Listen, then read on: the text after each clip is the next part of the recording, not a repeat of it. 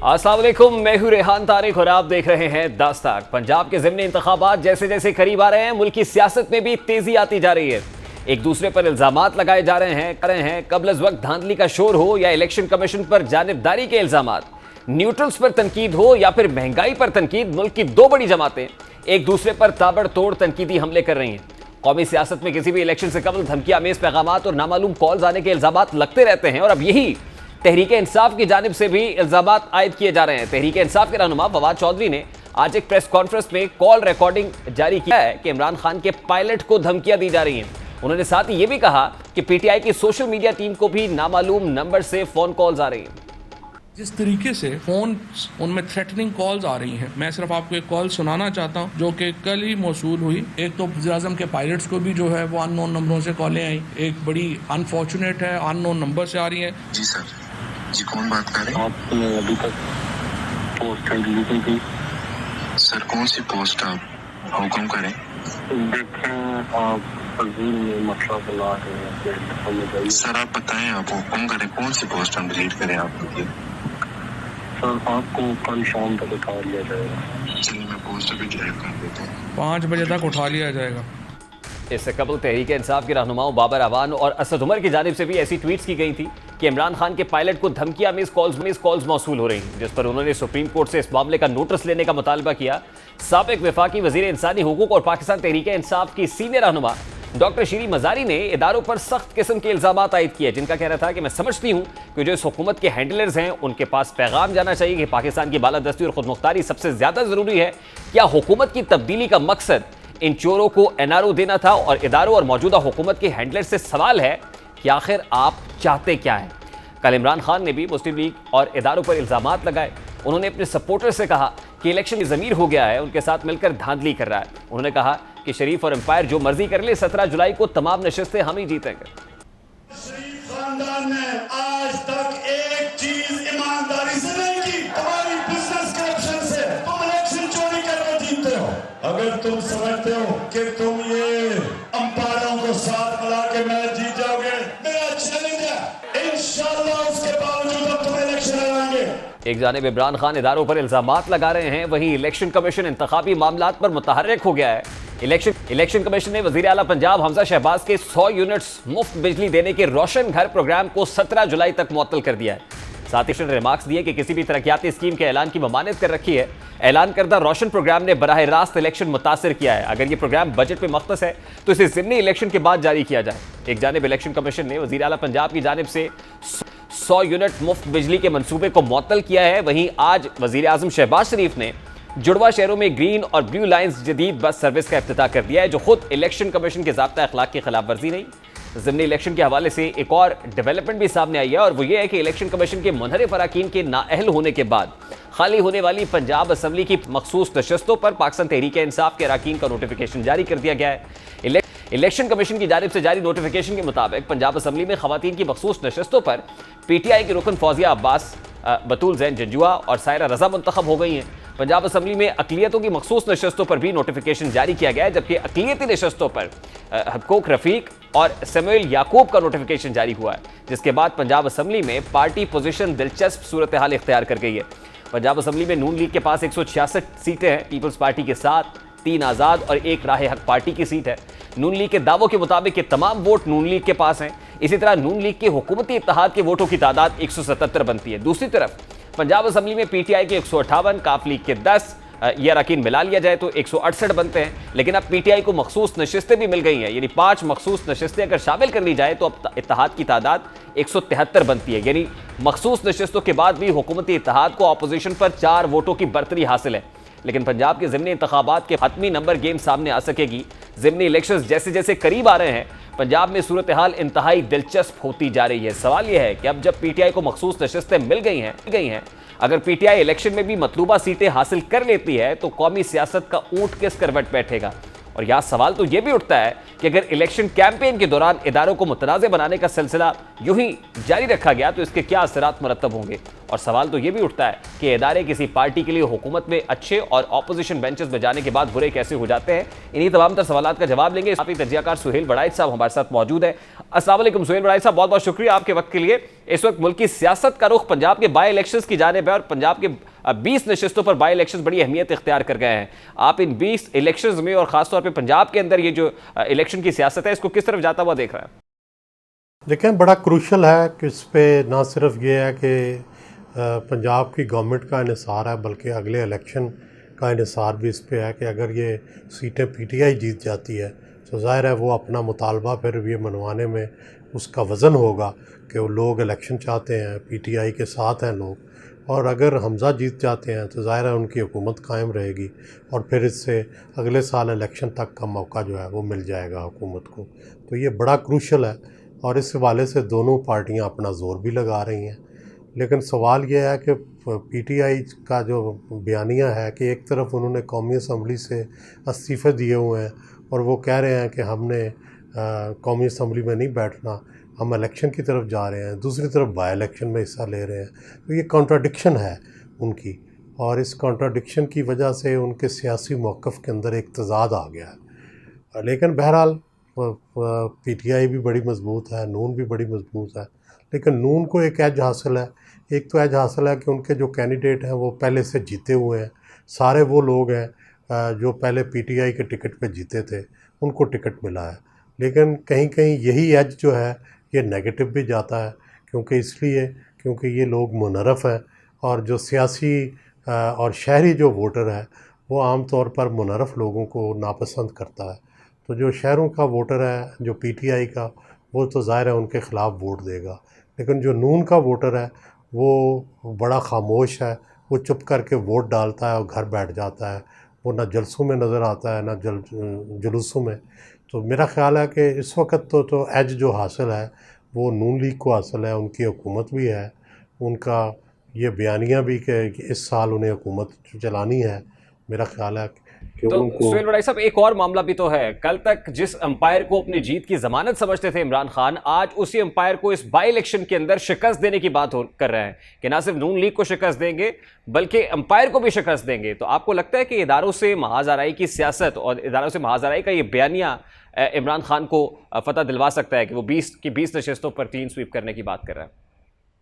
मेरा ख्याल है ये महंगा पड़ेगा उन्हें ये बयानिया। उसकी वजह यह है कि पीटीआई की जो सपोर्ट बेस है वो सारी तो प्रो एस्टेब्लिशमेंट है, वो इसी बुनियाद पर उनकी पार्टी बनी थी। और मेरा ख्याल है कि एक वक्त आएगा कि जब उनकी ये कॉन्ट्राडिक्शन जब बड़ी वाज़ेह हो जाएगी उनकी एस्टेब्लिशमेंट के साथ लड़ाई, तो बहुत से लोग उन्हें छोड़ देंगे, उनकी सपोर्ट बेस में क्रैक्स आ जाएंगे। अभी तक तो उनका जो सपोर्ट बेस है वो अभी तक तो उनके साथ चल रहा है, वो गिला कर रहा है फ़ौज के साथ, वो एस्टेब्लिशमेंट के साथ गिला करता है। लेकिन अल्टीमेटली अगर लड़ाई हो गई, जिस तरफ जा रहे हैं इमरान खान के बिल्कुल ही आमने सामने आ गए, तो फिर उसके वोटर के पास चॉइस होगी कि वो इनका साथ देता है या एस्टेब्लिशमेंट का साथ देता है। तो सुहेल बड़ाई साहब, आपके नज़दीक इमरान खान को इस बात का इदराक नहीं है कि जिस रविश पर वो चल रहे हैं या बराह रास्त जो इदारों को धमकियां में इस बयानात के ज़रिए से भी प्रेशराइज करने की कोशिश कर रहे हैं, इसका नतीजा उनके लिए बहुत मस्बत नहीं निकलेगा? क्या इस बात का इमरान खान को इदराक नहीं है?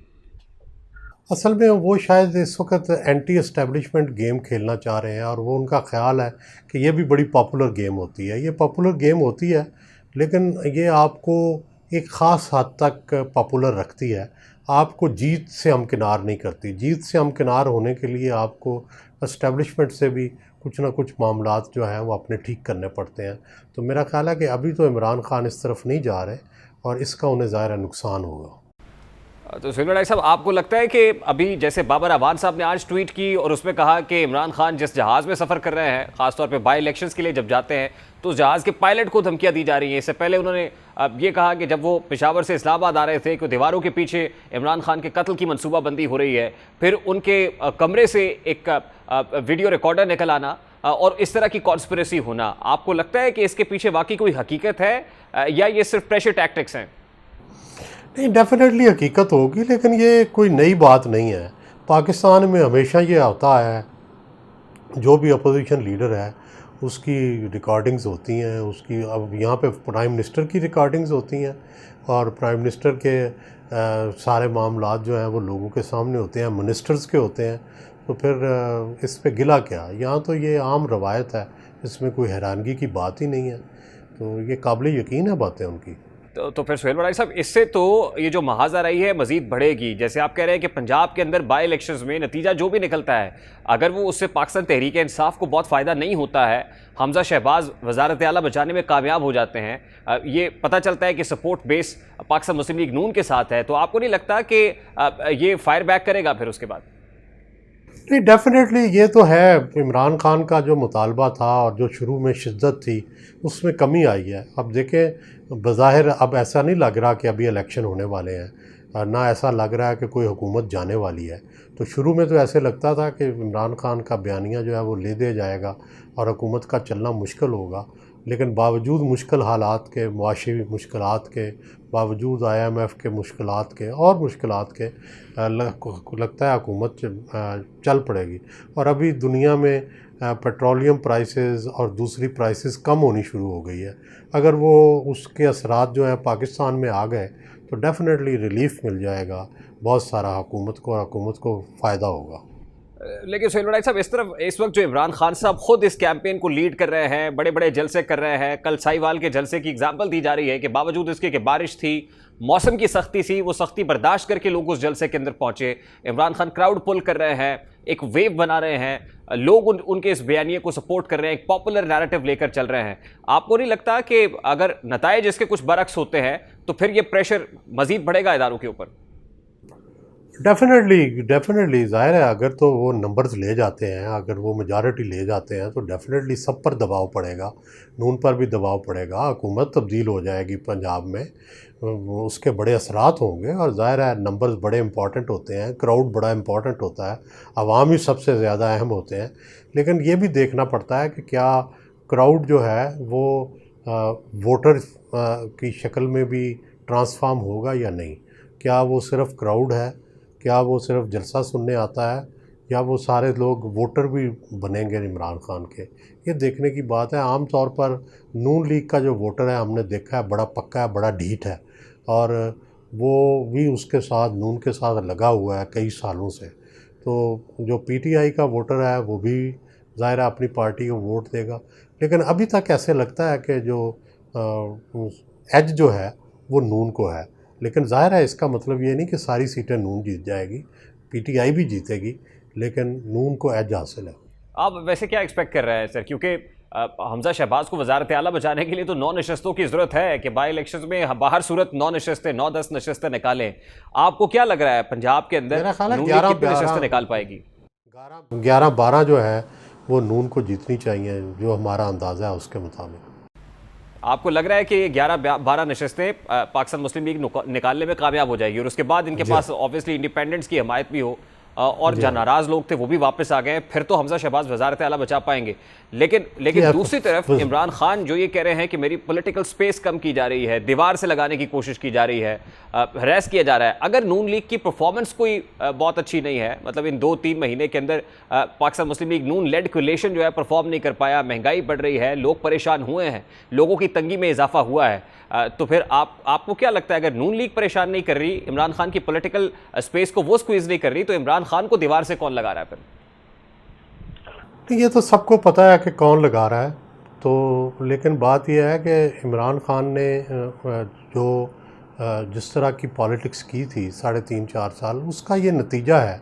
आप देखें ना, अपनी हुकूमत वो बचा नहीं सके, अपने कोलिशंस को रोक नहीं सके, अपने जो पार्टनर्स थे वो उनसे टूट गए, उनके जो एक पेज पे जो एस्टेब्लिशमेंट थी वो ना रही। तो सारा कुछ तो उन्होंने ख़ुद खोया है। जो सारा कुछ उनके साथ था, उनके इत्तेहादी उनके साथ थे, उनकी हुकूमत थी, उनके साथ मेजॉरिटी थी, उनके लोग अपने छोड़ गए उनको, ये सारा कुछ हुआ है हमारी आंखों के सामने। इसका मतलब है कि कुछ उनकी गवर्नेंस में कमी थी, कुछ उनके मामलात में कमी थी, जिसकी वजह से उनकी हुकूमत जो है वो ख़त्म हुई है। सुहेल बड़ाई साहब, इमरान खान साहब ने एक सीनियर जर्नलिस्ट है उनसे बात करते हुए कहा, और ये जर्नलिस्ट क्लेम करते हैं कि इमरान खान बताते हैं कि जो इत्तेहादी हैं वो आखिरी दिनों में मेरे पास आते थे और कहते थे कि हम पर दबाव डाला जा रहा है, अगर आप हमें फ़ोन करा दें तो हम आपके साथ रहने के लिए तैयार हैं, यानी वो रिटेन हो सकते थे। अभी जब ए पॉलिटिकल होने की बातें हो रही हैं मुक़्तदर हलकों की, तो आपको क्या लगता है वाकई at this point in time मुक़्तदर हलके ए पॉलिटिकल हैं, न्यूट्रल हैं, गैर जानिबदार हो गए हैं? काफ़ी हद तक गैर जानिबदार हैं। देखिए, कुछ ना कुछ तो असर उनका रहेगा। लोग ख़ुद भी पूछने चले जाते हैं कि जनाब आपकी क्या राय है, तो फिर उन्हें राय देनी पड़ती है। लेकिन ये जो नो कॉन्फिडेंस थी, इसमें कहीं वो ज़ाहिरा नज़र नहीं आए। अगर अंदरूनी तौर पर उन्होंने कुछ किया है तो उसका पता नहीं है, लेकिन ज़ाहिरा तो हमें नज़र आया कि पीपल्स पार्टी और नून लीग जो है वो कोलेशन के बंदे एक एक करके तोड़ती रही है, और किस तरह उनके साथ डील्स हुई हैं, मुआहदे हुए हैं, ये हमारी आंखों के सामने हुए हैं। ठीक है, इसके हो सकता है पीछे वो भी हों, लेकिन वो ज़ाहिरन नज़र नहीं आए। तो इसलिए इमरान खान का ये क्लेम कि वो तो आखिरी वक्त तक, तो जो हमें इत्तला मिली है, वो तो आखिरी वक्त तक ये कोशिश करते रहे हैं मुक़्तदर हलके कि नो कॉन्फिडेंस वापस ले ली जाए, लेकिन ये माने नहीं थे। आज भी सुहेल वड़ाई साहब, आज फवाद चौधरी साहब ने कहा है कि अगर ISI न्यूट्रल है तो फिर IB के सरबराह को गौर करना चाहिए, तो IB तो रिपोर्ट करती है हुकूमत को। ये मेरा ख्याल है IB तो बड़ा क्लियरली हुकूमत के साथ होती है और हुकूमत को रिपोर्ट करती है, और इसलिए IB को तो कभी किसी ने न्यूट्रल नहीं कहा। IB तो है ही इसलिए कि वो हुकूमत को सपोर्ट करे और हुकूमत को इत्तलात पहुँचाए। तो सर लास्टली, आज जो कुछ हो रहा है इतना ओपनली शायद इससे पहले कभी नहीं देखा गया कि सोशल मीडिया के ऊपर एक मुनज़्ज़म कैंपेन चलाई गई हो, इज्तिमा आम के अंदर इस तरह की बातें हो रही हों, पब्लिकली ये सब कुछ हो रहा हो, और कैंपेन ही सारी की सारी इस वक्त एंटी इस्टेब्लिशमेंट कैंपेन बनाने की कोशिश की जा रही हो। Ultimately what is end to it? इसका इख्तिताम आपको कहाँ दिखाई दे रहा है? ये सारा अमल डिफ्यूज कैसे होगा? क्योंकि अगर ना हुआ तो नुकसान तो हो रहा है।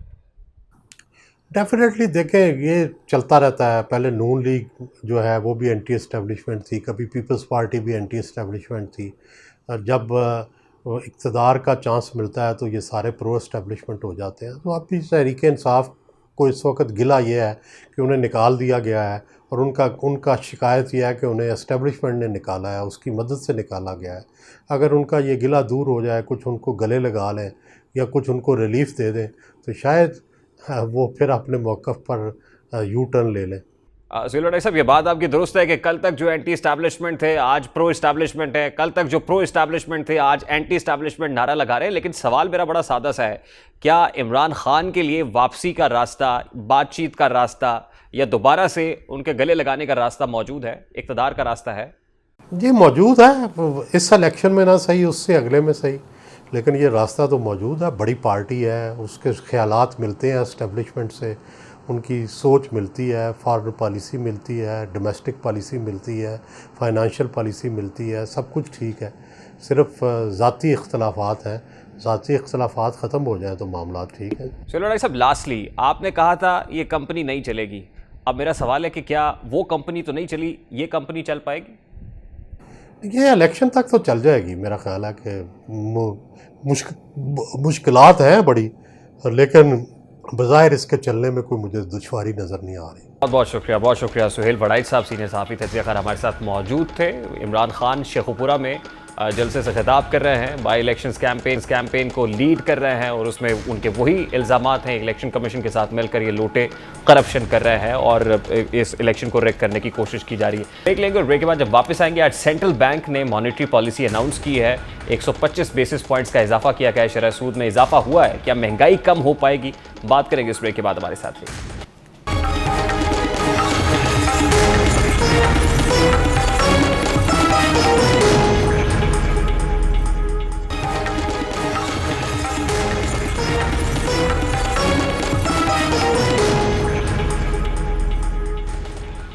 Welcome back. आज स्टेट बैंक ऑफ पाकिस्तान की जानिब से मॉनेटरी पॉलिसी का ऐलान कर दिया गया है। कायम मकाम governor state bank doctor Murtaza Syed ने शरह सूद में तकरीबन 125 बेसिस पॉइंट्स का इजाफा करने का ऐलान कर दिया, यानी 125 बेसिस पॉइंट्स का इजाफा किया है, और जैसे शरह सूद 15% हो गई है, और कायम मकाम गवर्नर स्टेट बैंक ये कह रहे हैं कि कोशिश करेंगे कि शरह सूद इससे ज़्यादा ना बढ़े। मुर्तज़ा सैयद ने कहा है कि महंगाई की शरह में इजाफा हुआ है, महंगाई 1 साल तक ज़्यादा रहेगी, शरह सूद ना बढ़ाते तो सूरत हाल मज़ीद ख़राब होने का खदशा था।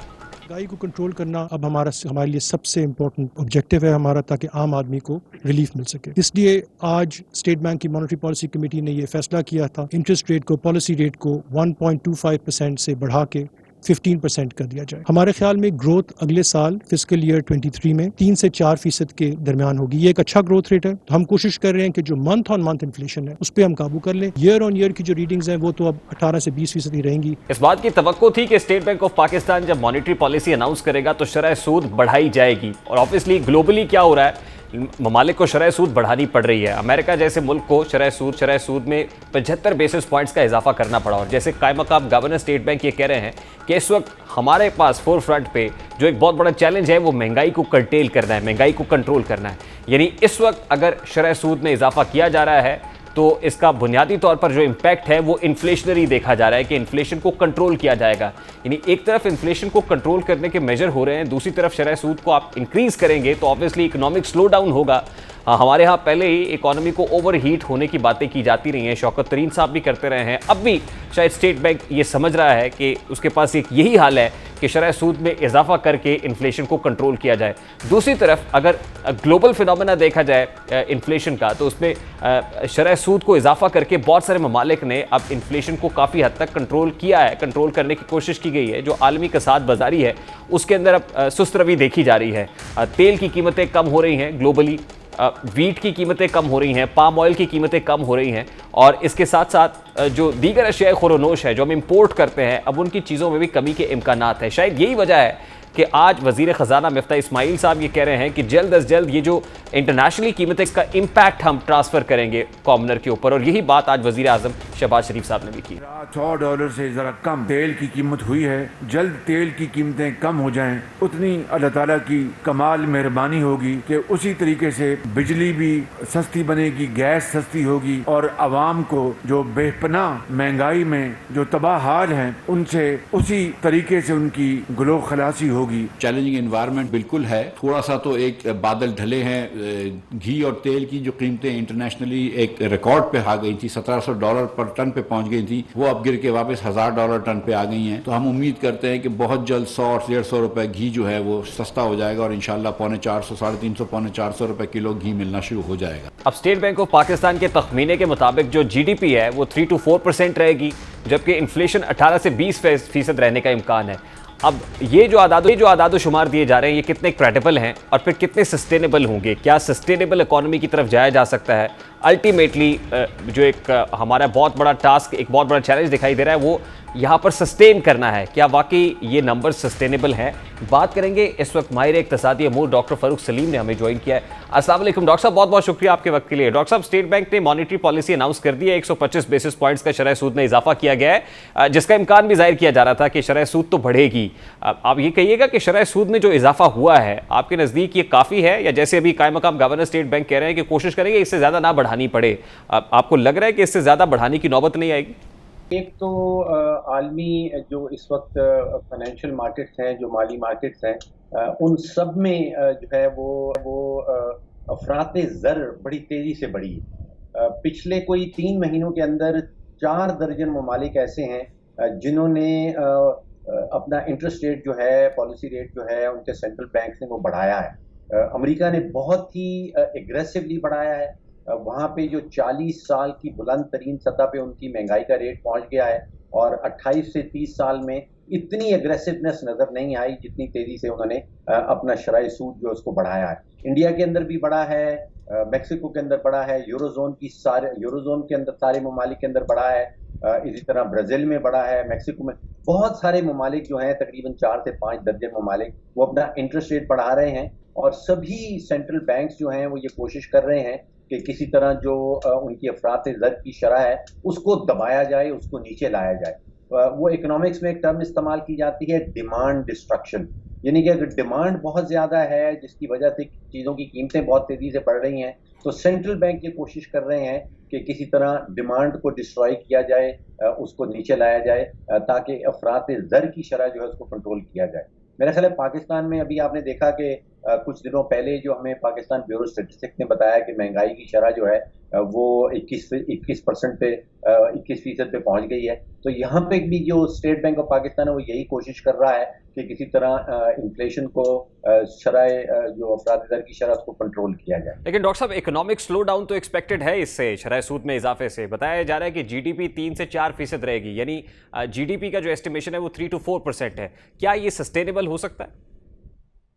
जी बिल्कुल नेचुरल कंसिक्वेंस है। जब आप इंटरेस्ट रेट बढ़ाते हैं तो जो मईशत का पहिया है उसकी रफ्तार जो है वो स्लो डाउन हो जाती है।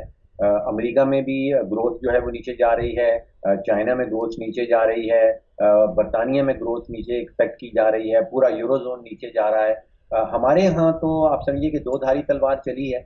यहाँ पे टैक्स भी इस बजट में आपने देखा कि बढ़ाए गए हैं और साथ ही साथ अब शरह सूद बढ़ रही है। इन दोनों का जो नतीजा है वो यही निकलता है कि मईशत के पहिए की रफ्तार स्लो डाउन हो जाती और उसका फिर जो दर्द है, जो बोझ है, वो हम सब देखेंगे। अगर मईशत का पहिया उसकी रफ्तार स्लो डाउन होती है तो उसके साथ साथ कुछ बेरोजगारी जो है वो भी बढ़ने लगती है। महंगाई जो है वो आप देख रहे हैं कि बहुत बड़ा चैलेंज बना हुआ है पाकिस्तानी 22 करोड़ आवाम के लिए। लेकिन सब में जो अच्छी खबर सामने आई है, जो मैं समझता हूं कि डिफॉल्ट को डॉज कर दिया गया, यानी कि जो आलमी मंडियां एक्सपेक्ट कर रही थी कि पाकिस्तान भी श्रीलंका बनने चला है और जून की 30 तारीख तक कहा जा रहा था कि शायद पाकिस्तान डिफॉल्ट में चला जाएगा, उस खतरे से वो खतरा जो है वो टल गया है। तो महंगाई का बहुत बड़ा चैलेंज सामने है, लेकिन जो डिफॉल्ट का खतरा है वो टल गया। डॉक्टर साहब देखिए, जैसे आपने कहा कि इंटरनेशनली भी अमेरिका जैसे मुल्क ने 75 बेसिस पॉइंट्स का इजाफा किया अपनी शरह सूद में, जिस पर बहुत ज़्यादा क्रिटिसिज्म भी हुआ, लेकिन इस वक्त इंटरनेशनली जो इन्फ्लेशन है वो कम हो रही है और हमारे यहाँ तो इम्पोर्टेड इन्फ्लेशन है। मतलब आप देखिए कि जो ईटेबल्स हैं उसकी प्राइसेस नीचे आ रही हैं, पाम ऑयल की प्राइस नीचे आई है, वीट की प्राइसेस नीचे आई हैं। तो आपको क्या लगता है हमारे यहाँ मतलब ऑब्वियसली उसका इम्पैक्ट तो आएगा, और जैसे मुफ्ता इस्माइल साहब कह रहे थे कि अगले 1-1.5 हफ्ते के अंदर वो एक्सपेक्ट कर रहे हैं कि ऑयल की कीमतें हमारी मार्केट के अंदर नीचे आ जाएंगी। इसके बावजूद इतना शरह सूद में इजाफा होना आपको लगता है कि हमारे लिए सूटेबल होगा? देखिए, इस वक्त जितने भी तरक्की पजीर ममालिक हैं दुनिया में जो ऑयल इंपोर्ट करते हैं या एनर्जी इंपोर्ट करते हैं, कोयला इंपोर्ट करते हैं, गैस इंपोर्ट करते हैं, उनके एक्सपोर्ट के जो बिल्स हैं वो बेतहाशा और बहुत ही तेजी से बढ़े। कोयला आप देखिए $50 का था, वो $200-250 पे चला गया है, यानी कि 5 गुना इजाफा हो गया। जो LNG हम $4-5 की खरीदा करते थे वो $40-45। इंपोर्ट बिल की बात कर रहे हैं जी, इंपोर्ट बिल जो है सारे तरक्की पजीर ममालिक का 5-10 गुना, अगर उनकी एनर्जी इंपोर्ट्स बढ़ गई हैं, 5-10 गुना से कीमतें बढ़ गई हैं एनर्जी की, तो ये सारी दुनिया की जो तरक्की पजीर ममालिक हैं उनके ऊपर ये असर आया है और पाकिस्तान के ऊपर भी उसी किस्म का सिमिलर असर जो है वो जाहिर बात है कि सामने आएगा। तो जो इम्पोर्टेड इन्फ्लेशन है या जो तेल की कीमतें आलमी मंडी में बढ़ती हैं वो तो हुकूमत पाकिस्तान के कंट्रोल में नहीं है। मेरा ये ज़ाती तजिया ये है कि जिस तरह स्लो डाउन हम देख रहे हैं कि अमेरिका की मईशत स्लो डाउन हो रही है, यूरोजोन स्लो डाउन हो रहा है, बरतानिया स्लो डाउन हो रहा है, तो इन सब की जो तेल की तलब है, जो डिमांड है, वो कम हो जाएगी और उसके नतीजे में आप देख रहे हैं कि पिछले हफ्ते भर से तेल की कीमतें जो है वो मुस्तकिल गिर रही हैं। अभी जो वेस्ट टेक्सास इंटरमीडिएट कहलाता है, जो अमेरिका का तेल है, वो ऑलरेडी $100 से नीचे आ गया है। ब्रेंट जो है वो 101 के 102 के करीब घूम रहा है। हमारा ज़्यादातर जो इन्हिसार है वो अरब लाइट स्वीट पे होता है, जो अरब ममालिक हमें उनकी कीमतें भी नीचे आई हैं। मैं ये समझ रहा हूँ कि हमारा जो हुकूमती थ्रेशोल्ड है, अगर ये कीमतें $80-85 पर बैरल पे पहुंच जाती हैं तो फिर हम तवक्को रख सकते हैं कि किसी किस्म की रिलीफ जो है वो हुकूमत जो है वो 22 करोड़ पाकिस्तानियों के ऊपर मुंतकिल कर सकती है। जी हाँ डॉक्टर साहब, अल्टीमेटली तो ऑब्वियसली अगर ऐसा होता है और इंटरनेशनल मार्केट के अंदर ऑयल प्राइसेस सस्टेनेबल रहती हैं तो इम्पैक्ट तो आएगा, लेकिन दूसरी तरफ देखिए जो इकोनॉमिक्स, हमें शौकत तरीन साहब ने भी बताया कि इकोनॉमी ओवर हीट हो रही है, फिर वो स्लो डाउन की बातें उस वक्त भी की जाती रही इन्फ्लेशन को कंट्रोल करने के लिए। आज भी स्टेट बैंक ने मॉनेटरी पॉलिसी तो रिवाइज कर दी है, लेकिन आपको क्या लगता है कि मईशत का पहिया चलाने के लिए ऑब्वियसली हमें थोड़ी सी स्पेस तो क्रिएट करनी पड़ेगी, तो कब तक इसका रिवर्सल हो सकता है? ये जो मॉनेटरी पॉलिसी शरह सूद बढ़ती चली जा रही है, पॉलिसी रेट इंक्रीज हो रहा है, कब तक रिवर्स गियर लगना मुमकिन है इसको, ताकि हमारी मईशत का पहिया भी तो चले? देखिए, ऑफिशियली जो दुनिया की सबसे बड़ी मईशत वो उसकी शुरुआत हुई है रिसेशन की। अमेरिका में इसको डिफाइन किया जाता है कि अगर 2 कंसेक्यूटिव क्वार्टर्स जो हैं उनकी जीडीपी की शरह नेगेटिव में जाए तो उसको वो ऑफिशियली रिसेशन कहते थे। तो ये दूसरा क्वार्टर है जिसमें अमेरिका, जो मैंने कहा दुनिया की सबसे बड़ी मईशत है, और वो जब वो रिसेशन में जाती है तो पूरी दुनिया जो है वो रिसेशन में जाना शुरू हो जाती है। तो अब जब दुनिया रिसेशन में जाएगी तो आप समझिए कि दो धारी तलवार है पाकिस्तान के लिए। एक तो तेल की कीमतें हम देख सकते हैं कि नीचे आएंगी, जो एनर्जी प्राइसेस हैं वो नीचे आएंगी, और शायद हमें जो तजारती खसारे के हवाले से कुछ उसमें फ़ायदा पहुंच सके। लेकिन साथ ही साथ जो हमारी एक्सपोर्ट्स हैं, जो तकरीबन 20% अमेरिका जाती हैं, 35% हमारी टोटल एक्सपोर्ट जो है वो यूरोपियन यूनियन जाती हैं, उनमें मुझे खदशा है कि उसमें कुछ कमी आ जाएगी। तो दो धारी तलवार है, एक तरफ बहुत फायदा होने वाला है, कुछ दूसरी तरफ नुकसान का भी मैं समझ रहा हूँ कि नजर आ रहा है। डॉक्टर साहब, लास्टली ये जो नंबर्स हैं ये कितने यकीनी हैं? मतलब ये 3 to 4% की ग्रोथ अचीवेबल है और फिर सस्टेनेबल है, और फिर ये जो इन्फ्लेशन कही जा रही है कि 18 to 20% रहेगी, क्या ये भी यकीनी है? देखिए, हमने दो चीज़ें डिस्कस की हैं। एक तो इम्पोर्टेड इन्फ्लेशन है, जो बाहर से हम चीज़ें खरीदते हैं, ख़ासतौर पे हमारी जो एनर्जी की रिक्वायरमेंट है, उनकी कीमतें धीरे धीरे नीचे आ रही हैं, और उसकी वजह से हमारे यहाँ पाकिस्तान के अंदर जो रेट ऑफ इन्फ्लेशन है, जो अफराद ज़र की शरह है, उसमें कमी आ सकती है। एक हमारा जो पाकिस्तान का अंदरूनी स्ट्रक्चर है, उसमें कार्टेल्स जो हैं वो बहुत कंट्रोल करते हैं हमारी मईशत को। एक चीनी का कार्टेल बना हुआ है, खाद का कार्टेल है, बिजली बनाने वालों का कार्टेल है, वो ऑटोमोबाइल इंडस्ट्री जो कारें बनाते हैं उनका कार्टेल है। तो ये कार्टेल्स जो हैं ये कीमतों को नीचे नहीं आने देते, ये एक बैरियर बन जाते हैं। तो ज़रूरत इस चीज़ की है कि इन कार्टेल्स को किसी तरह तोड़ा जाए, और जो हमारा कंपटीशन कमीशन ऑफ पाकिस्तान है वो अपना कुछ रोल इसके अंदर प्ले कर दे। जो आलमी इंपोर्टेड इन्फ्लेशन है उसमें यकीनी बात है कि हुकूमत पाकिस्तान का कोई कंट्रोल नहीं। बहुत बहुत शुक्रिया। डॉक्टर फ़ारूक सलीम हमारे साथ मौजूद थे। साबिक chairman NAB justice retired Javed Iqbal को पब्लिक अकाउंट्स कमेटी ने आज भी तलब किया, आज भी पेश नहीं हुए हैं। यानी जो एहतसाब की रंगीनी है अब संगीनी इख्तियार करती जा रही है। इस मामले को उठाएंगे इस ब्रेक के बाद हमारे साथ।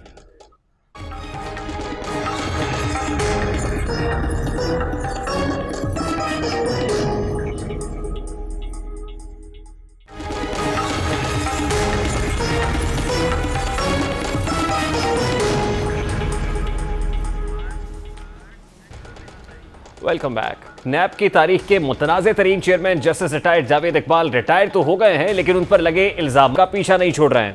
उन पर सियासी इंतकाम, सियासी वाबस्तगी और नाजायज गिरफ्तारियों के इल्जाम तो लगते रहे हैं, लेकिन अब बतौर सरबराह लापता अफराद कमीशन भी जस्टिस रिटायर्ड जावेद इकबाल मजीद मुतनाज़े हो गए हैं, क्योंकि अब उन पर खातून को हिरासा करने का इल्जाम लगाया गया है। इल्जाम लगाने वाली खातून कोई और नहीं बल्कि वही हैं जिनके शौहर लापता हुए और वो अपने शौहर की गुमशुदगी का केस लड़ रही हैं। और इसी सिलसिले में जस्टिस रिटायर्ड जावेद इकबाल की रूबरू पेश हुई। शिकायत तो क्या सुनी जाती, उस बेचारी खातून को हिरासा कर दिया गया, और ये इंकशाफ किसने किया है वो इंकशाफ भी आपके सामने रखता है। Defence of human rights group की सरबराह आमना मसूद जंजुआ साहिबा का इंकशाफ आपने सुना। कैपिटल टॉक में साबिक chairman NAB justice retired Javed Iqbal पर आमना मसूद जंजुआ के इल्जाम की गूंज पब्लिक अकाउंट्स कमेटी यानी PAC तक भी पहुंच गई, और पब्लिक अकाउंट्स कमेटी के अंदर इसकी प्रोसीडिंग्स हुई। साबिक chairman NAB justice retired Javed Iqbal को पब्लिक अकाउंट्स कमेटी में chairman public accounts committee Noor Alam Khan ने बुलाया, लेकिन वो पेश नहीं हुए।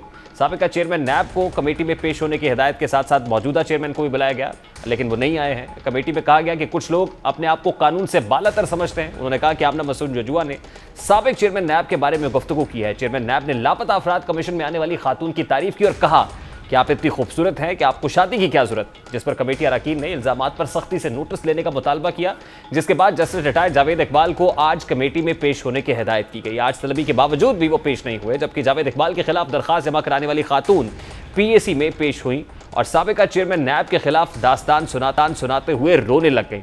उन्होंने कहा कि जावेद इकबाल ने मुझे जान से मारने और टुकड़े करने की धमकियां दी। उन्होंने कहा कि मेरी वीडियोस का बेनिफिशियरी कौन है, जिसके मालम जब्बा BRT रेफरेंस सब खत्म हो गए। 15 जनवरी की रात नैब ने मुझे गिरफ्तार किया, मेरे खिलाफ झूठा रेफरेंस तैयार किया गया। लापता अफराद कमीशन में मेरे शौहर की चची के केस की समाअत में जावेद इकबाल से मुलाकात हुई।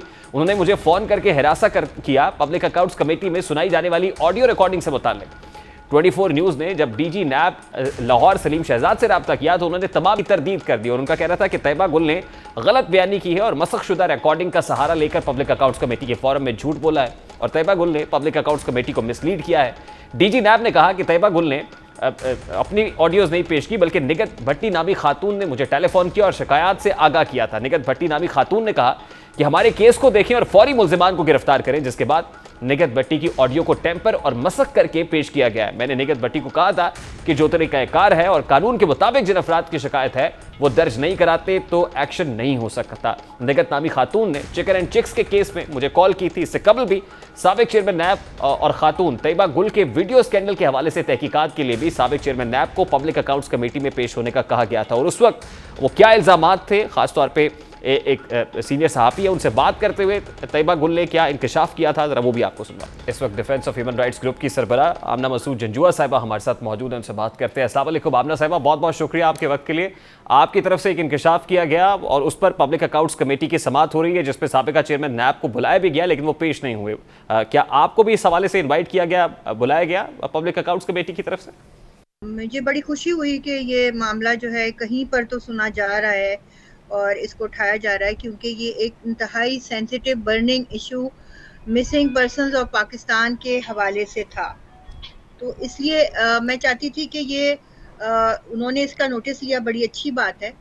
मगर ये कि जो असल इशू है वो ये है कि जब वहाँ पर जब ख़वातीन जाती हैं या कुछ, तो उनके साथ नाज़ेबा बात गुफ्तगू होती है और इसका ही मैंने रिपोर्ट किया। और इसीलिए हम चाहते थे, काफ़ी अरसे से मैं कोई मीडिया पे भी बयान देती थी, कभी अखबार में भी देती थी, प्रेस रिलीज़ वगैरह, मगर कोई उसकी सुनवाई नहीं होती थी। कि हम चाहते थे कि जैसे जावेद इकबाल को उसमें से हटाया जाए और किसी काबिल लायक शख्स को और बाकिरदार शख्स को वहाँ पर लगाया जाए, मगर ऐसा नहीं हुआ।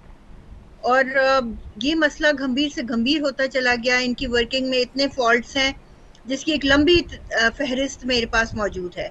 और जो विक्टिम्स हैं, जब वो सफ़र करते हैं, जब उनको चक्कर पे चक्कर लगाते हैं, उनको इंसाफ नहीं मिलता, तो वो मेरे ऑफिस आके उनका रोना धोना होता है, फरियाद होती है कि ये हो गया, इतने साल हो गए हमें चक्कर लगाते हुए। किसी को प्रोडक्शन ऑर्डर हुए हुए 9 साल हो चुके हैं, किसी को 8 साल, किसी को 6 साल, किसी को 2 साल। इसी के ऊपर इस्लामाबाद हाई कोर्ट जो है उसने बहुत शिद्दत से अपना रिएक्शन दिया था और उन्होंने कहा था कि क्या ये कमीशन इसलिए बनाया गया है कि ये मिसिंग पर्सन के लवाहिकीन की अजियत और मुसीबतों में इजाफा करे, या इनको इंसाफ दिलाने के लिए बनाया गया है। आमना मसूद साहिबा, जो साबिक चेयरमैन नैब हैं जैसे रिटायर्ड जावेद इकबाल साहब, वो बैक वक्त 2 चीज़ों को लीड कर रहे थे। एक तो वो नैब को भी लीड कर रहे थे बतौर चेयरमैन नैब, और उसके अलावा जो मिसिंग पर्सन्स कमीशन है उसको भी लीड कर रहे थे। तो आपने जो इंकशाफ किया उसके ऊपर तो पब्लिक अकाउंट्स कमेटी ने उस टेकअप कर लिया मामले को, और फिर आज तैयबा गुल बुखारी साहिबा जिन्होंने ऑलरेडी रिवील किया था कुछ सिमिलर स्टोरी है, उन्होंने पेश होकर एक स्टेटमेंट भी रिकॉर्ड कराया है। कुछ ऐसी ही डिस्क्रिपेंसीज, ये तो एक स्टेटमेंट था, एक इंकशाफ था, क्या इससे जुड़ी हुई और बातें भी हैं उनसे मुतालिक? जी हाँ, ये जो है, मगर देखिए, ये जो ख़वातीन वहाँ पेश होती हैं वो इंतहाई मजलूम और गरीब घरानों की फैमिलीज़ हैं। वो तो ये तक नहीं चाहती कि अगर जैसे कि हम फेसबुक के ऊपर कोई उनकी कहानी लगाते हैं तो फौरी तौर पे उनका फ़ोन आ जाता है, मैसेज आ जाता है कि आप हमारा फेस वहाँ से हटाएं, हमारी कहानी वहाँ से हटाएं। हमारे गांव वाले उस पर एतराज़ करते हैं, हमारे रिश्तेदार उसके ऊपर जो है वो इशू बना लेते हैं। तो इसमें भी ये मैंने बताई तो है, बड़ी मुश्किल से मैंने ये बात की है, मगर ये कि मुझे उस फैमिली ने और उस खातून ने सख्ती से मना किया, मुझसे वादा लिया है कि आप ना मेरा नाम जाहिर करेंगे और ना ही जो है मतलब किसी को बताएंगी। तो इसलिए कि ये मुसलसल ये जो है मसला पेचीदा हो रहा था और कोई भी इसके ऊपर एक्शन नहीं ले रहा था। हमने सुप्रीम कोर्ट को एप्लीकेशंस लिखी और सुप्रीम कोर्ट में एक पेंडिंग है जो कमीशन ऑफ इंक्वायरी के खिलाफ हमने एक पिटीशन दी थी कि हमें इनकी वर्किंग में रिजर्वेशंस हैं, हमारी बहुत ज़्यादा इसके ऊपर कंसर्न है, वो भी आज तक नहीं सुनी गई। और शुक्र है, अल्लाह का लाख लाख शुक्र है कि इस्लामाबाद हाई कोर्ट उसकी समाअत कर रही है। और देखें, एक शख्सियत की वजह से पूरा इदारा जो है वो इतना फाल नहीं रहता। फिर लोग घबराते हैं उनके पास आने पे, वो घबराते हैं कि हम किस तरह से उनको इंसाफ के लिए जाएं, या फिर ये कि कहीं पे हमारे साथ कोई नाजेबा गुफ्तगू ना हो जाए, तो वो लोग पीछे हट जाते हैं।